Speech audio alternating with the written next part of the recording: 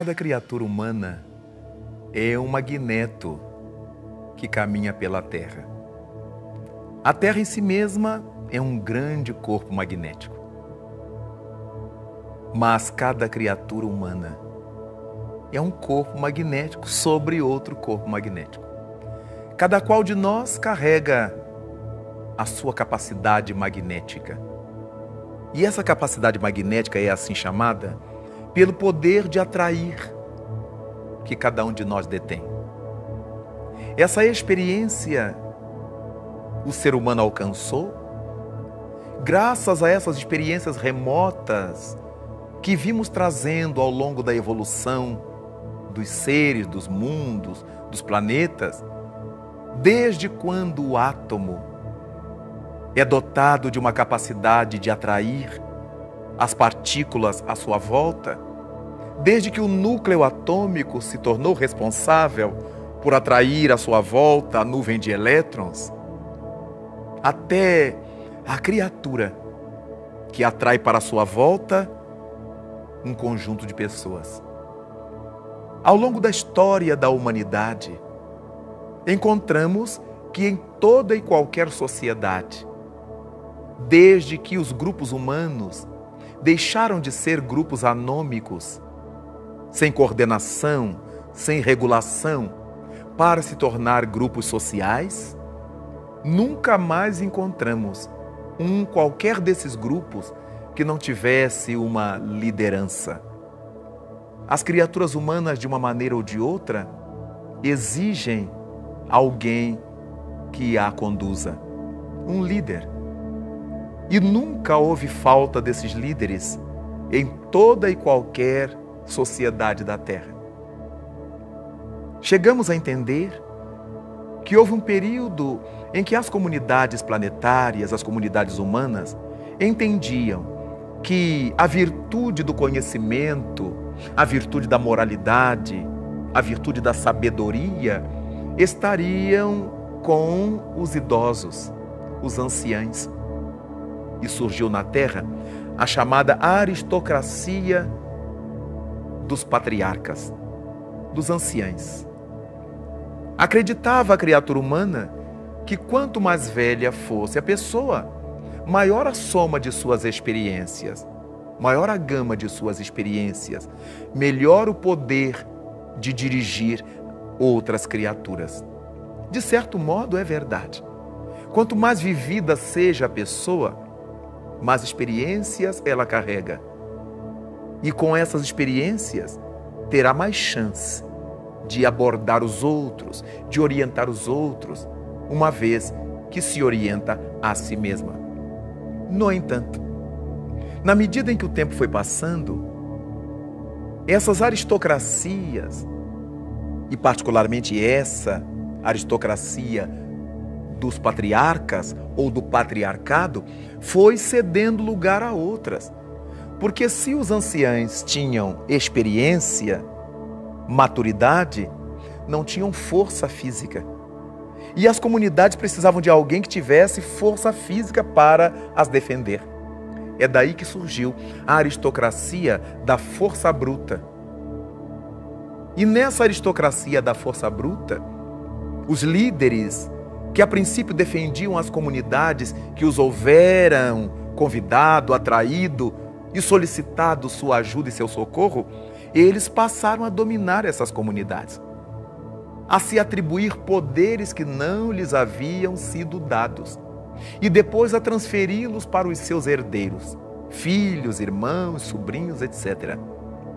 E naturalmente a aristocracia da força bruta, que foi mais uma liderança pela terra, foi cedendo lugar à aristocracia do nascimento, o nome que a pessoa detinha, a aristocracia do poder econômico, o dinheiro que a pessoa detinha, a aristocracia do intelecto.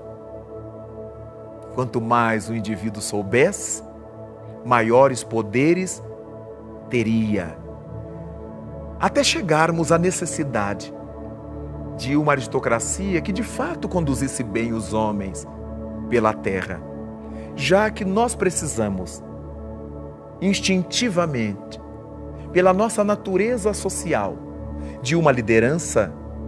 Por que não? Uma liderança que pudesse nos orientar intelectualmente, uma liderança que ao mesmo tempo nos pudesse conduzir em níveis morais. Sentimos por isto a importância de que ao longo dos tempos da Terra possamos encontrar, possamos desenvolver, possamos ter uma aristocracia de poder intelectual e de poder moral. Uma aristocracia intelecto-moral.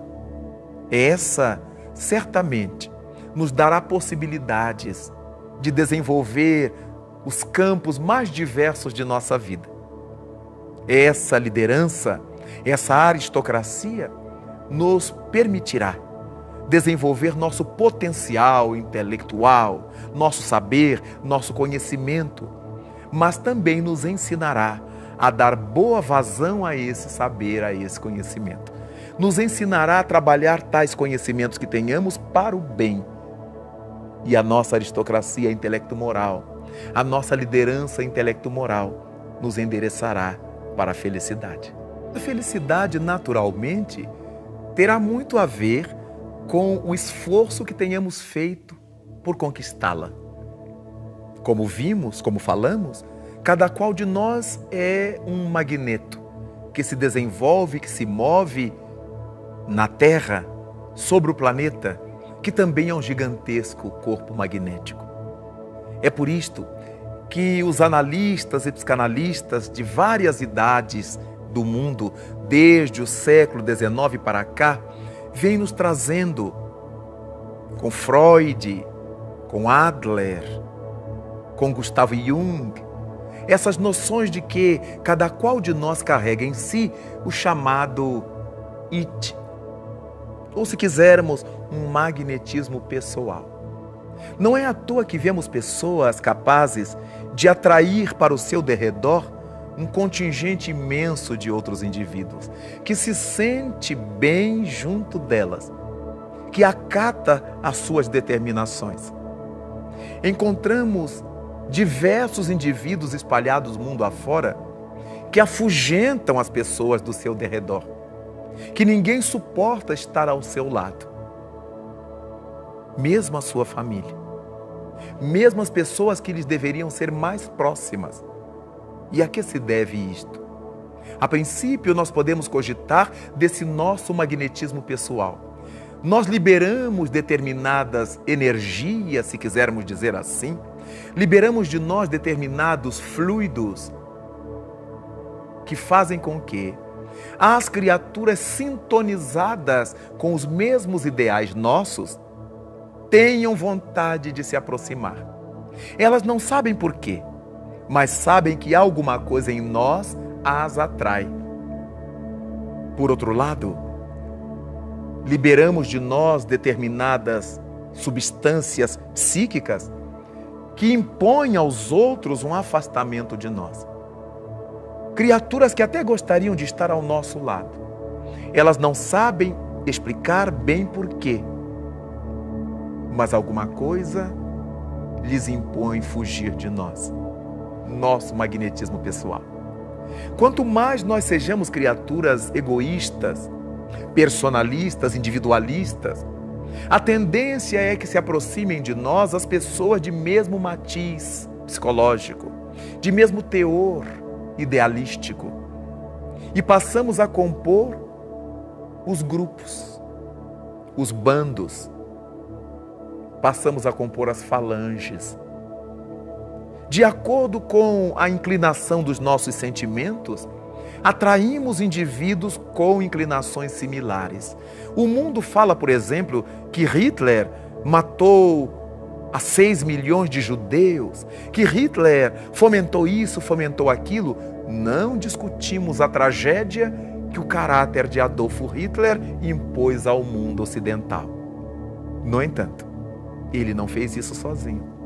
Ele fez isso com dezenas e centenas de oficiais, de homens comuns, mulheres comuns da sociedade, que com ele, com suas ideias, compactuavam. Vejamos o magnetismo de Hitler, capaz de reunir, depois daquele célebre encontro na cervejaria de Munique, aquele contingente enorme de criaturas que o aplaudiu até deparar-se com a tragédia que ele fomentou no solo europeu e no mundo. Mas, ao mesmo tempo, notamos indivíduos como Gandhi, com a sua fala mansa e firme, com o seu caráter de não querer fazer uma guerra contra a violência, porque ele afirmava que qualquer movimento contra a violência teria que ser violento também. Mas ele promoveu um movimento pela não violência de qualquer teor. Reuniu ao seu redor toda a Índia. Os seus jejuns se tornaram famosos, porque com esses jejuns ele promovia a religação de seus irmãos da Índia, do Paquistão que surgiu depois. Gandhi foi esse líder excepcional com sua energia. E até hoje, depois da sua morte em 1946, Gandhi é para nós esse ícone da liberdade, atraindo até hoje em torno do seu nome legiões de criaturas de boa vontade, de homens e mulheres que prezam a liberdade. Mas de todos os seres que passaram pela Terra, o magnetismo pessoal mais atraente foi o de Jesus de Nazaré.